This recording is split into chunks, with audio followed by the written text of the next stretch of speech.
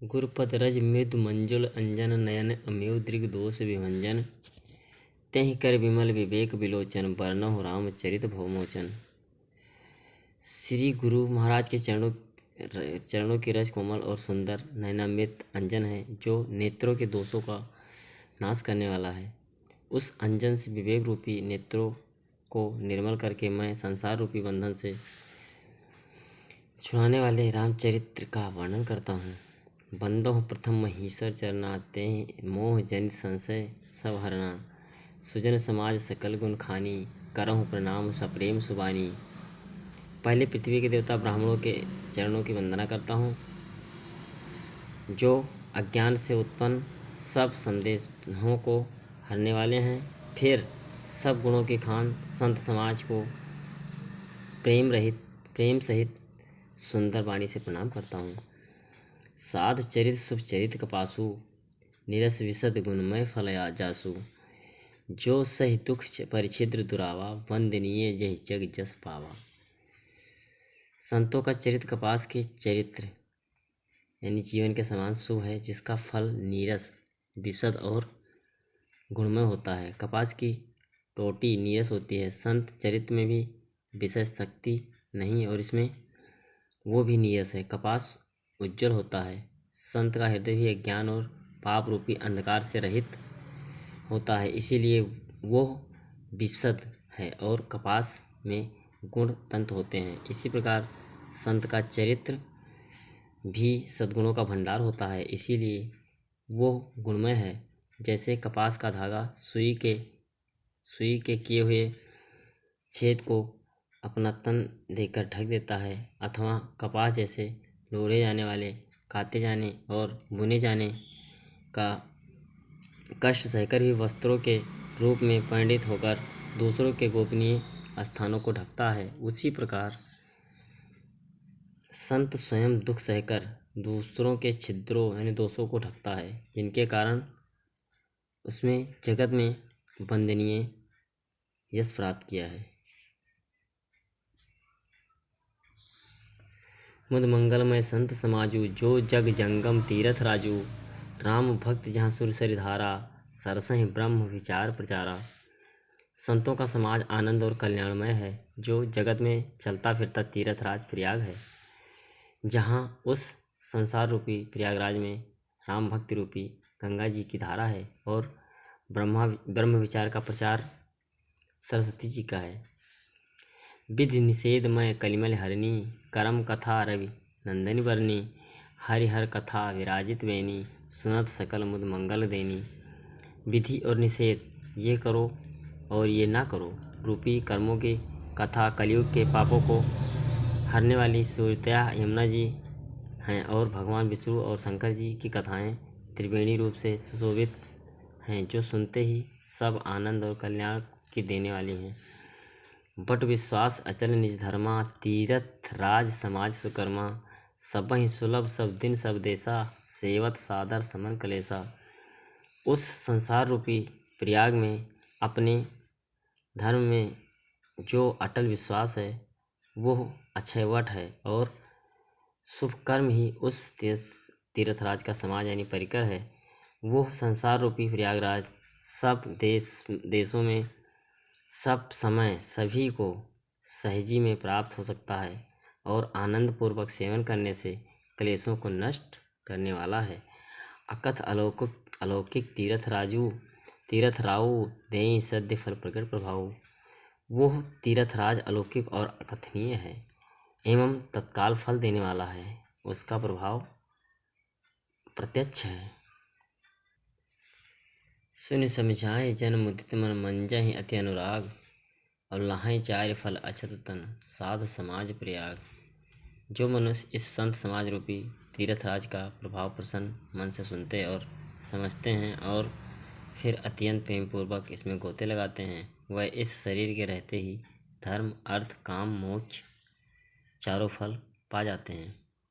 मंजन फल पेखें तत्काला, काक होई पिक को मराला। सुनि आचरज करे जन कोई, सतसंगति महिमा नहीं गोई। इस तीर्थराज में स्नान का फल तत्काल ऐसा देखने में आता है कि कौवे कोयल बन जाते हैं और बगुले हंस। यह सुनकर कोई आश्चर्य न करे, क्योंकि सत्संग की महिमा छिपी नहीं है। वाल्मीकि नारद घट जोनी, निज निज मुख कही निज होनी। जलचर थलचर नभचर नाना, जे जड़ चेतन जियो जहाना। वाल्मीकि जी, नारद जी और अगस्त्य जी ने अपने अपने मुखों से अपनी होनी यानी जीवन का वृत्तांत कही है। जल में रहने वाले, जमीन पर चलने वाले और आकाश में विचरने वाले नाना प्रकार के जड़ चेतन जितने जीव इस जगत में हैं, मति कीरत गति भूल भलाई भूति भलाई। जब तेहि जतन जहाँ जहि पाई, सो जानब सत्संग प्रभाऊ। लोकहु वेद न आन पाऊ। उनमें से जिसने जिस समय जहाँ कहीं भी जिस किसी यत्न से बुद्धि कीर्ति सतगति विभूति ऐश्वर्य और भलाई पाई है, सो सब सत्संग का ही प्रभाव समझना चाहिए। वेदों में और लोक में इसकी प्राप्ति का दूसरा कोई उपाय नहीं है। बिन सत्संग विवेक न होई, राम कृपा बिन सुलभ न सोई। सत्संगत मुद मंगल मूला, स्वय फल सिद्ध सब साधन फूला।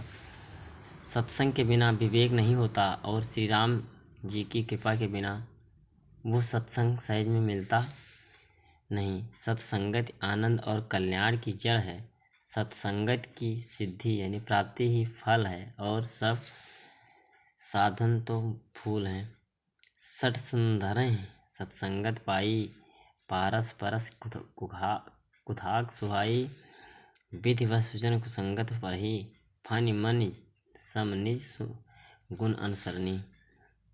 दुष्ट ही सत्संगत पाकर सुधर जाते हैं। जैसे पारस के स्पर्श से लोहा सुहावना हो जाता है, सुंदर बन जाता है, सोना बन जाता है, किंतु देव योग से यदि कभी सज्जन कुसंगति में पड़ जाते हैं तो वह वहाँ भी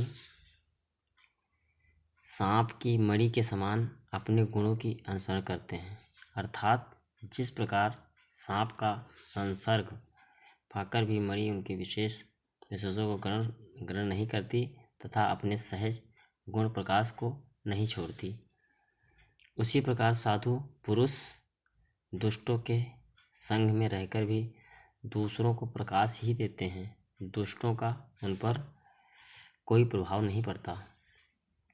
विधि हरिहर कवि कोविद वाणी, कहत साधु महिमा सब जानी। सो मोसन कही जात न कैसे, साक बनिक मनि गुण गण जैसे। ब्रह्मा विष्णु शिव कवि और पंडितों की वाणी भी संत महिमा का वर्णन करने में सकुचाती नहीं।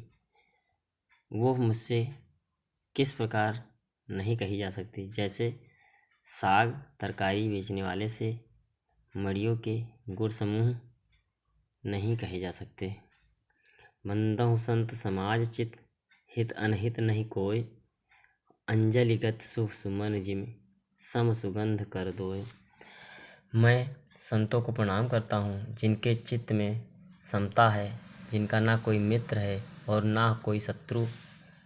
जैसे अंजलि में रखे हुए सुंदर फूल, जिस हाथ में फूलों को तोड़ा और जिसने उनको रखा, उन दोनों ही हाथों को समान रूप से सुगंधित करते हैं। वैसे ही संत शत्रु और मित्र दोनों का ही समान रूप से कल्याण करते हैं। संत सरल चित जगत हित, जान स्वभाव स्नेहु। बाल विनय सुनि हरि कृपा, करि कृपा राम चरण रति देहु। संत सरल हृदय और जगत के हितकारी होते हैं। उनके ऐसे प्रभाव और स्नेहों को जानकर मैं विनय करता हूँ। मेरी इस बाल विनय को सुनकर कृपा करके श्री राम जी के चरणों में मुझ पर प्रीति दें।